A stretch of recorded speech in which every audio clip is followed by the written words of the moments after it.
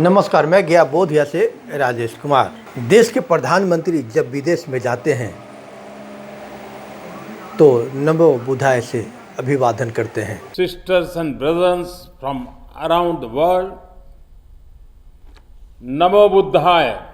और भारत के विभिन्न राज्यों में जब चुनाव होता है तो जय श्री राम के नाम से संबोधन अपना शुरू करते हैं। जय सिया राम, जय सिया राम। धर्म या धंधे की बात हर कोई करने में जुटा हुआ है, क्योंकि धर्म के धंधे में पैसे ही पैसे मिलते हैं और अन्य सभी प्रकार के सुख भी उन्हें प्राप्त होता है। ठीक उसी प्रकार का उदाहरण बोधगया के ज्ञान की भूमि पर देखने के लिए मिल रही है, क्योंकि चर्चाएं यह रही है कि बोधगया महाबोधि मंदिर विश्व धरोहर जो मंदिर है, बोधि वृक्ष, जिसे बौद्ध धर्मावलंबी लोग आस्था के साथ उसे पूजा तो करते हैं, लेकिन उस बौद्ध धर्म के खिलाफ में कहीं ना कहीं आरएसएस के जो लोग हैं, जो सनातन धर्म के हिंदुत्व को बचाने वाले सिपाही कहलाते हैं, तो इससे इनकार नहीं किया जा सकता है कि सनातन धर्म और बौद्ध धर्म दोनों एक दूसरे का विरोधी के रूप में देखा गया है। क्योंकि इतिहास यह कहता है कि बौद्ध धर्म जब भारत में समाप्त हुए, बौद्ध भिक्षुओं पर जब हमला होती थी तो उसमें भारत के जो कुछ सनातन धर्म के जो सिपाही कहलाते थे उनके द्वारा बौद्ध धर्म को और बौद्ध मठों को नष्ट किया गया। और वर्तमान में भी यह मुद्दा आरएसएस के लिए बनी हुई है। अब आरएसएस के लिए यह बनी हुई है कि सनातन धर्म को बोधगया में एक ऐसे स्थापित करे जिससे बौद्ध महाबोधि मंदिर को आने वाले दिनों में भी उसकी समाप्त कर दी जाए।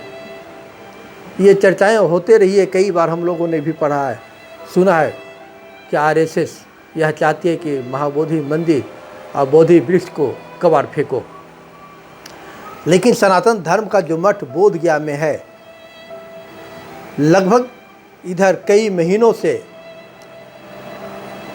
मठ पर कब्जा करने के लिए गुटबाजी जोरों पर हो रही है। बिहार में धार्मिक न्यास परिषद का गठन किया गया और धार्मिक न्यास परिषद का गठन होने के बाद यह उसकी जिम्मेदारी थी कि बोधगया मठ या बिहार के विभिन्न सनातन धर्म के मठ मंदिर है उसे वो संजो कर रखें और उस पर किसी का कोई कब्जा न हो। लेकिन बोधगया मठ का महंत रमेश गिरी को बनाया गया था। रमेश गिरी जाति का वो दलित है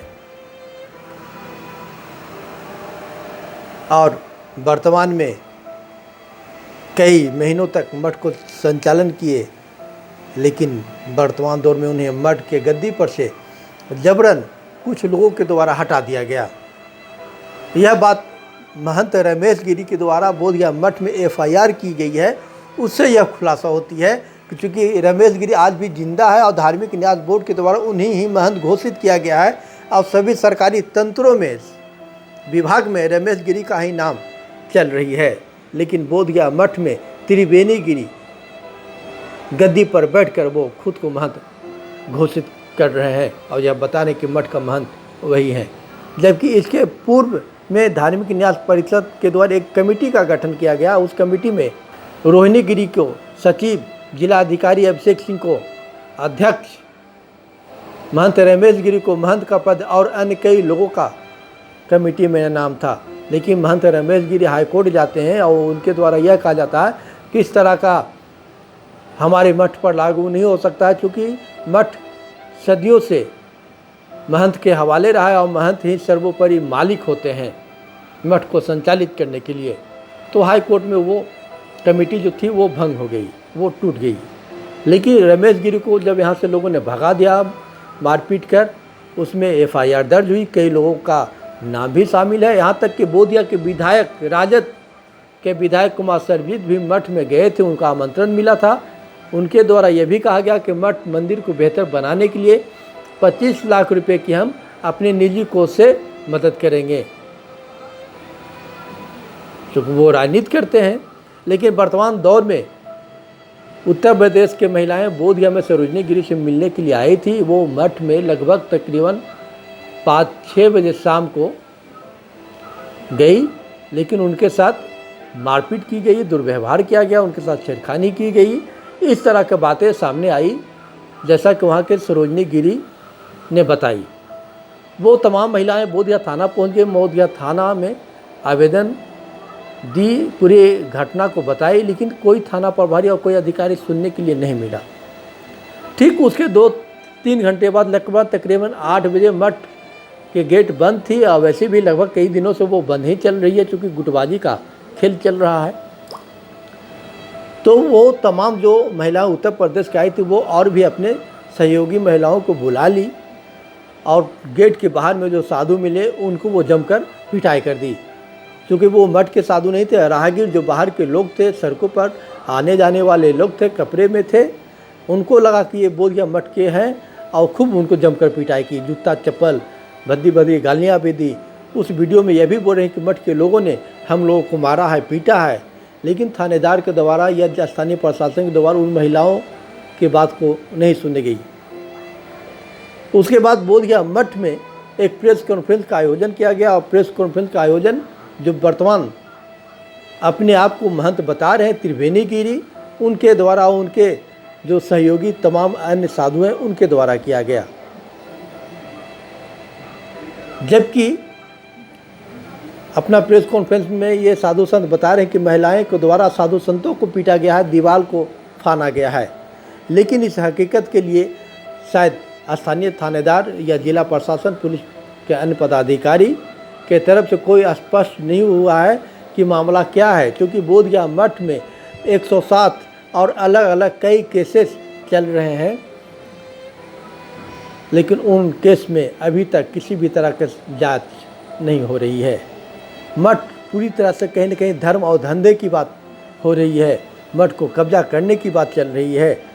जबकि इस पूरे मामले को कांग्रेस के जो जिला के अध्यक्ष है विजय कुमार मिट्ठू और अन्य जो राजनीतिक दल है, उनके द्वारा यह कहा जा रहा है कि बोधगया मठ जो है आरएसएस का अड्डा बन जाएगा, आरएसएस के अधीन हो जाएगी, और आरएसएस यहाँ से अपना पूरा गतिविधि को संचालित करेगी।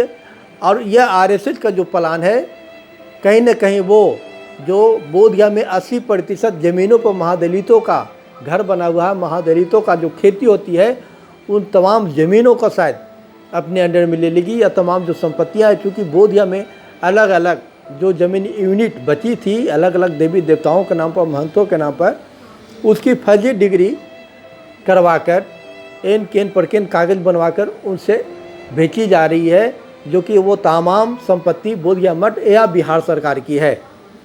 लेकिन नहीं तो इसकी खबर बिहार सरकार के अधिकारियों तक का है, और नहीं बोधगया मठ के महंत कोई ऐसे को जो संचालित कर सके, क्योंकि जो महंत थे वो दलित समाज से आने के कारण कहीं न कहीं वो इसका शिकार हो गए हैं।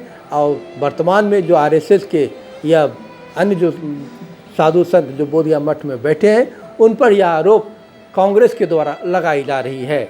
लेकिन हकीकत एक और भी है कि सरोजनी गिरी जब मठ में आई थी तो उसको लाने वाले बोधगया के कई व्यक्तियों का नाम था। उसमें था बलिराम मिश्र, त्रिवेणी गिरी जो वर्तमान महंत कहते हैं, पंडित दीनदयाल गिरी दरबारी हैं, सतीश कुमार सिन्हा, उनके साथ और भी कई लोग थे जो माता जी को इतनी आदर और सेवा सत्कार कर रहे थे।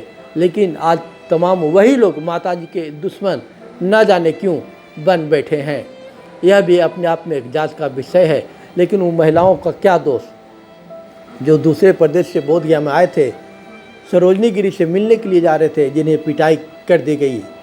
ठीक 2 घंटे के बाद प्रशासन ने नहीं सुनी तो उन महिलाओं ने भी जूता चप्पल से कई लोगों की भी पिटाई कर दी। लेकिन कहीं न कहीं ये जो बोधगया के कानून है, बिहार की जो सुशासन बाबू की सरकार है, जो लोग कहते हैं कि संविधान खतरे में है, कहीं न कहीं वो बातें तमाम सच है कि बिहार में कानून का रखवाला, कानून नाम का कोई चीज़ नहीं है। जबकि इस घटना को बिहार के कई अधिकारियों को फ़ोन से अवगत करवाया गया है, आवेदन दे दे कर कहा जा रहा है, लेकिन शायद कहीं कोई सुनने वाला नहीं है। Audio